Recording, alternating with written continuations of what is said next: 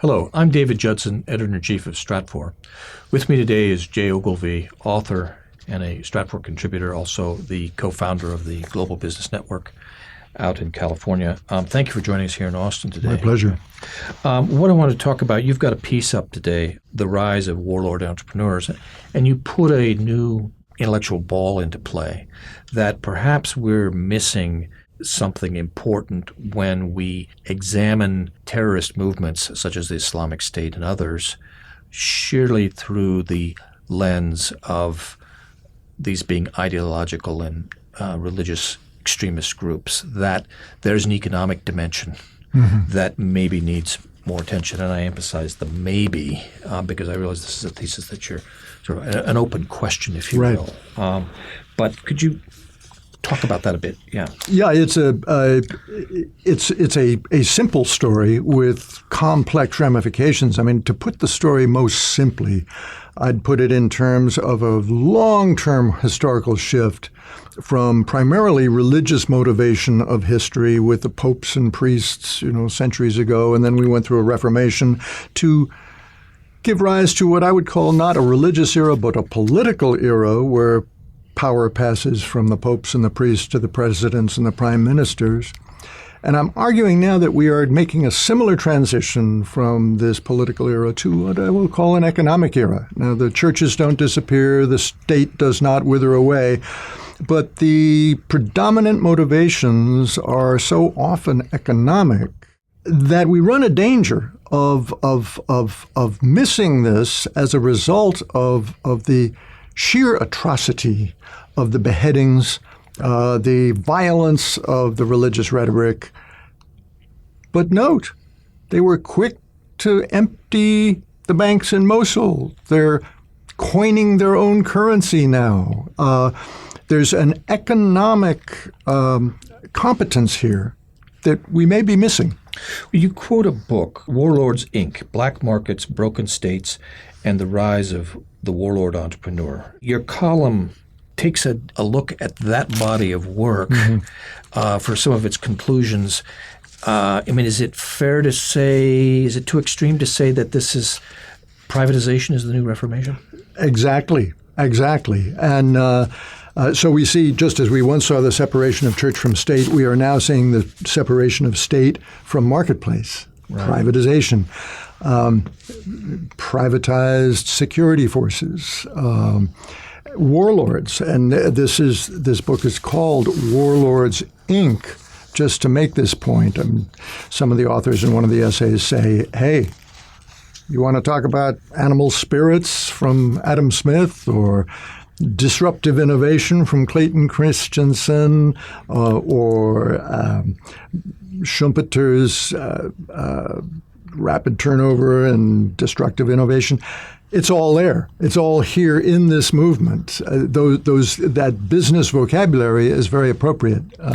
One takeaway paragraph for me reading through your work today was the argument that when the nation state is torn and becomes a failed state, Somalia, for example, and I quote you here, a shrieking feedback loop kicks in when failing states spawn illicit economies that in turn prey on the failing states from whence they came. Then you move into quoting the book. Once the social fabric is torn, the warlord entrepreneur is like the clotting blood, the scab forming over the wound. End quote. A vivid image, but how is this any different from earlier warlord threats? So I'll ask you your question back to you. Okay. How is it different from as Robin you know, Hood of yore? What I've done in this piece is draw an extended analogy between the rise of ISIS and the Naxal movement in India.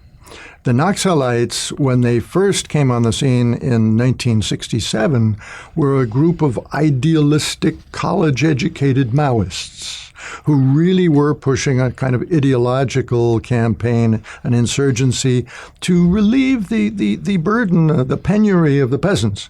Well, a few years later, 40,000 of them are in jail. So the Naxal movement kind of lies dormant for years, but in the 90s got whipped up again, only the new Naxalites have renounced a lot of the Maoist ideology of their forebears who were opposed to profit.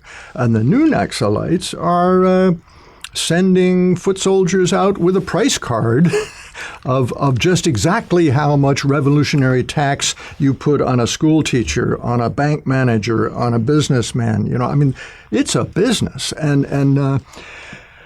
the estimates on the amount of corruption in India range from $500 billion to $1 trillion. That's a big amount of money. And the Naxals have cornered a fair amount of that economy. Right.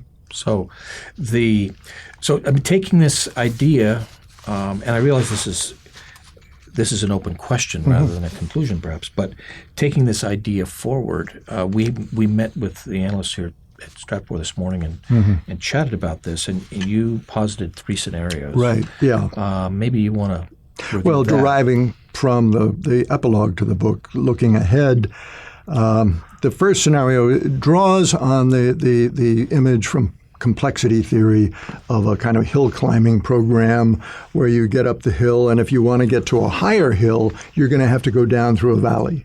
Okay. And so the first scenario says, all right, we're going to go down through the valley of the shadow of terrorist domination eating away at the power of the nation state, and we may never get out of it. I mean, that's almost a Dark Ages scenario of back to a kind of feudal order.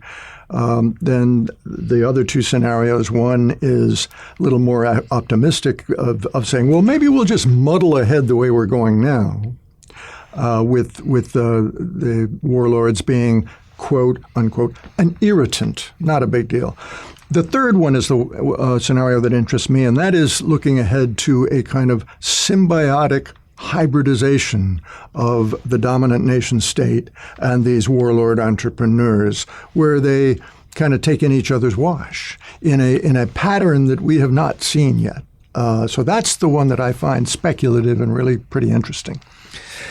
Yes, so when the most optimistic scenario is the era of muddleship, that's sobering in and of itself. Well, this is interesting.